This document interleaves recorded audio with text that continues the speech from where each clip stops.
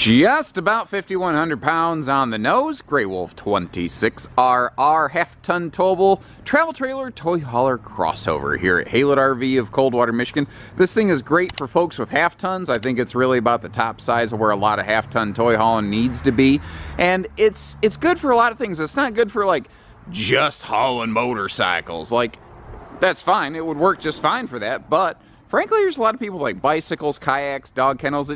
It's kind of this interesting little in-betweener, which is why I sort of call it a crossover.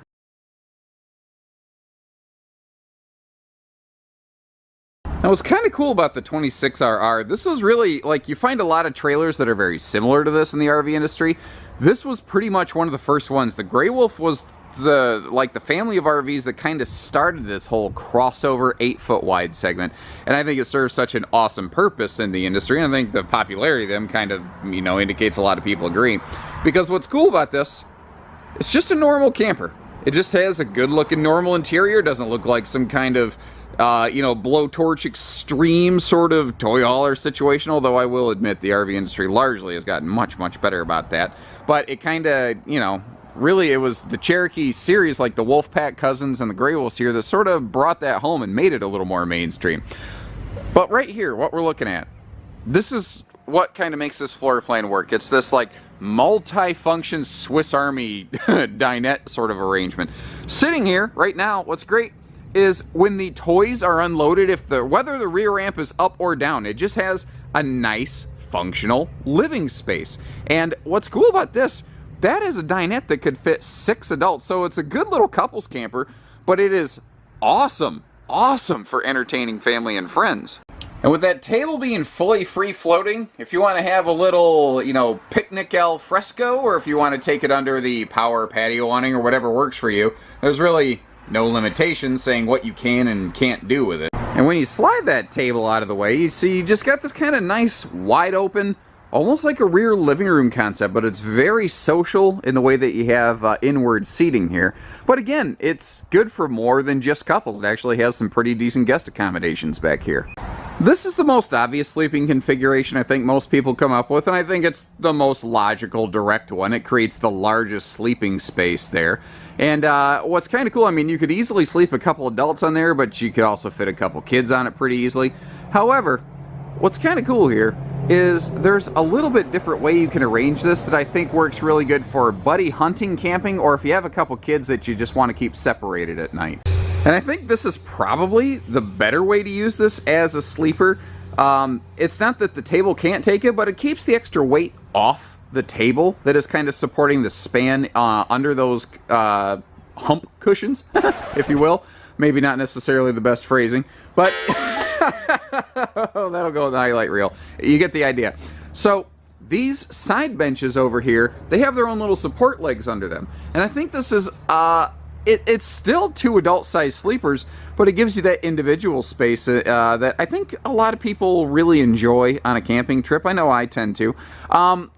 What's also kind of cool here, you don't have to put the table there. You don't have to put the little separation cushions in. You could just take those 2 little separator cushions, put them out of the way, and you could easily just bed down for the night on these things. There's no one way to use these is kind of the point. It's whatever you feel like doing with them. Whatever works for you on your camping trip, and maybe you use it different ways on different trips. But of course those benches fold up out of the way because at some point you're probably going to want to load some stuff into here, and that's what's cool about this one.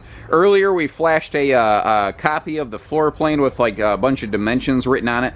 That'll have, I believe, the majority of questions answered. If there's other specific things you want measured, just contact our team here at Haylett RV, meet one of our folks. They'll walk out, hand measure whatever you need, get you pictures of whatever you need. We're a service-based place. That's what we do. Now, naturally, like all other Grey Wolves, but especially important on a toy hauler model, we're carpetless and ventless flooring. And what is nice is they're using recessed D-rings here in a class that has very often surface-mounted D-rings. And I don't think it's like a major ordeal. Where these are nicer is if you're walking and you step on it, it just doesn't quite zing your foot like you're stepping on a Lego like some of those surface mounted ones. You know, if you're just walking around barefoot or in socks in the morning, Some of those things kind of sting. Now we're just going to kind of work our way around the trailer here. What is nice, actually, if I get down low, you can see that they're very good about putting lights under the overhead cabinets, especially over there in the kitchen. More lighting is something that is easily missed in a lot of trailers, especially since I think like over 90% of RVs are displayed at dealers' lots without power run to them. That's one of the things that we kind of pride ourselves on doing different here at Haylett RV. Big campsite viewing window over here, and you've got this nice wide open space. Obviously the intention here is for loading space, but it's perfect if you want to bring a couple chairs or something inside, especially if you want to create your own little sort of home theater thing. If you choose to add a TV to the RV, you've got your bracket right there. And the same bracket can be found outside of the RV, just below that big window, and in the bedroom. So you can have one screen that serves a lot of different purposes, or you could actually just set up multiple screens in your RV, whatever works for you. And that's kind of the thing. This has a very scalable entertainment system, and that is just a beautifully high-def printed panel, but it sure does have a textured look to it. It does give it a nice three-dimensional shape and character. Now, what I mean by expandable entertainment is, again, you can put screens all over the place, but you got to be able to feed the beast, you know? And that's what this thing is right here. It's a Bluetooth stereo, but it has HDMI plugs right there, so it's very streaming stick friendly, with an open pocket right there should you choose to add some extra entertainment options. A little bit of storage right there. We'll see that open in a second, but a clutter-cutting shoe garage right by the door. Perfectly positioned placement for that. Practically perfect in every way, like Mary Poppins. Anyway, wow, that's taking me back.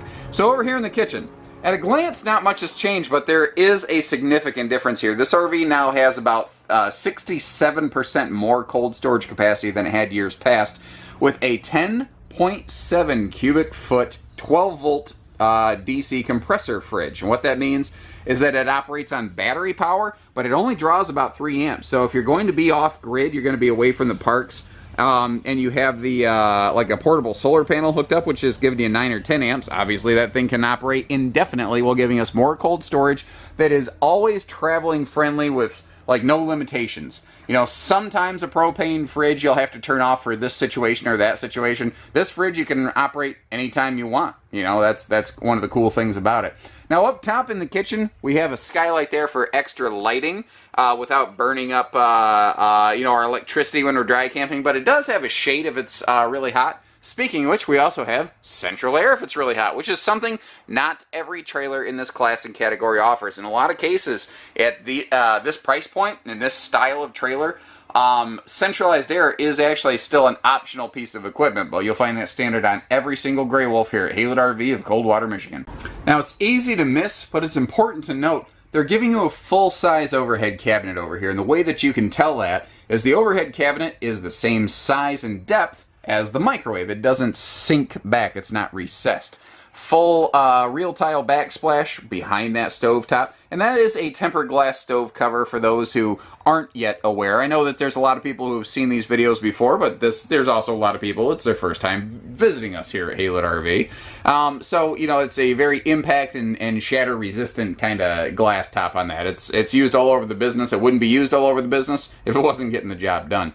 Now, all of our countertops, even the countertop on the entertainment center or that tabletop that we saw on that free-floating table, it's a sealed edge pressed membrane. And that's thankfully become more common in the industry. But brands like Catalina, who was really the first to standardize it, and then Cherokee later here, they were way ahead of the curve on that. And there's still a lot of brands that don't do it as consistently. Now, you can see here, this is very easily, I think, misconstrued as a starter class camper. I think of it as a smarter class camper because it has an impressive equipment package given the price point we're looking at. Like that high-rise sprayer faucet and that beautiful black stainless sink right there. Now I've got the sink cover out of the way so you can see down into that farm sink, but you can also see how the corners of this have little nubs, little slots on them, so that countertop doesn't, you know, fall off in transit.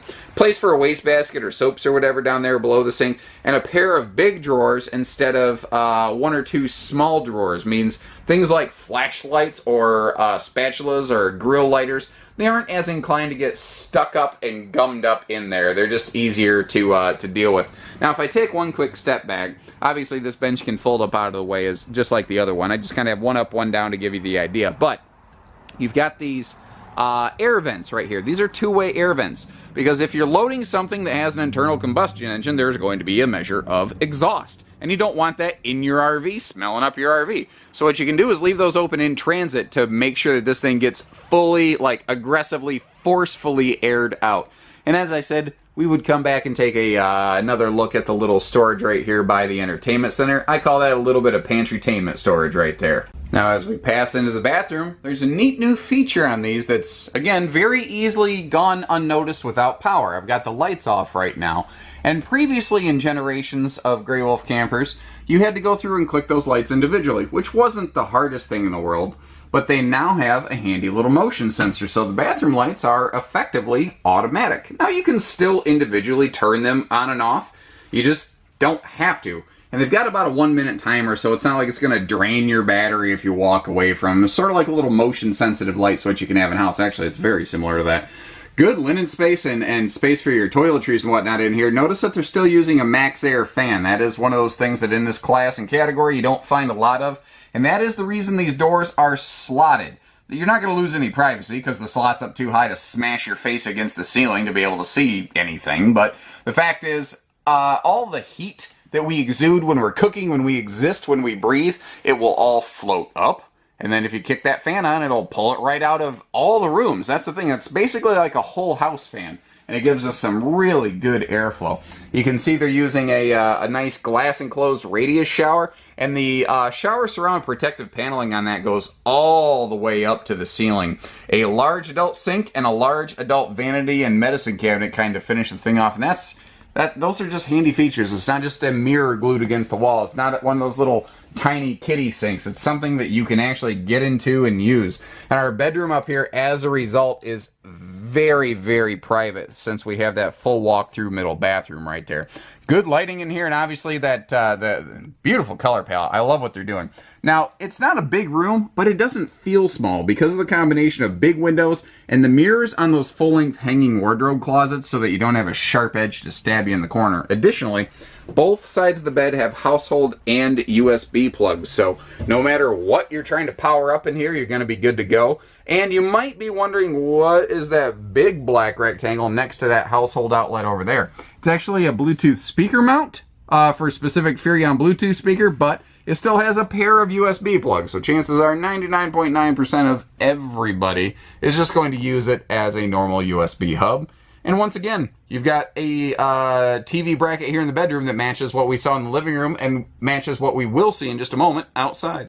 Now, kind of like the motion lighting in the bathroom, what I want to focus on out here are things that are easily missed and not obvious. Like, okay, power awning, power tongue jack. That stuff, I'm not going to tell you it's 100% across the board in the industry, but it feels like it's darn close nowadays. So I don't want to waste a bunch of time talking about same features. I want to talk about things like a custom engineered chassis. That's the kind of stuff that the average first-time owner wouldn't even have a clue about, but it's a really key portion of what makes this trailer work very well. It's a sneaky feature, actually. The chassis is actually designed where the tongue integrates into the A-frame. If you notice down here, you can see how the front actually goes right into the chassis, and I think I phrased that wrong. The tongue integrates into the chassis. The A-frame integrates into the chassis, whereas right here, you see how the chassis is actually on top of that. So why does this matter? Why am I wasting so much time talking about it? Well, when it does that, you have a standard height interior trailer that now has a reduced exterior height, so it's easier to store, easier to tow, lower center of gravity, and a really key feature on a toy hauler, a lower floor deck height as compared to the ground outside. Logically, if this thing is now 6 inches lower to the ground, then it is an easier angle of attack for that ramp door in the back when you're trying to load your stuff. And I don't care if it's not a motorcycle or an ATV, even if you're walking up and down that thing with a kayak or a bicycle, it's a easier transition. It's easier to get to. Now you have front and rear stabilizer jacks here. That's a kind of thing that actually you need to watch out for on some of these entry-level crossover toy haulers.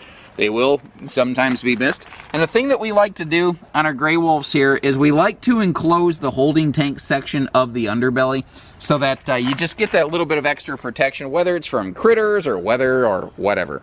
Now you've got a switch for your awning lighting, but you have a separate switch for the docking station light over here. And it's a nice, bright, white LED. So if you have to get out here, use your outside shower, black tank flush, you know, take care of your sewer tanky type stuff, you can see what you're doing and then shut the light off so you're not bothering the neighbor. Nobody wants to deal with that. Neat little thing on these mag wheels here too is there are tire pressure indicators on the valve stems. Basically, if you just glance and you see that thing flips from green to red, there you go. That's all you need to know. You just got to put some air in that tire. And that's a handy thing you don't have to worry about anymore. You don't have to constantly go around and be tire thumping and whatever else. And outside storage here. You've got a nice chunk of outside storage on the other side of the RV that we're going to see, but it kind of feels like it's designated for campsite stuff. It's not really friendly for like a tote of sewer type stuff. You could do that with it. It wouldn't hurt anything, I suppose, but now you don't have to, because they include a handy little bumper caddy there. Well, not bumper caddy, but a caddy in place of the bumper, since this doesn't have a rear bumper, since the rear toy hauler door kind of, you know, fights against that. Now, we'll take a look at the patio deck option on this in just a minute, but I wanted to get a look at this with the door up, because I don't know that I do that enough, and you can see it's a full width door.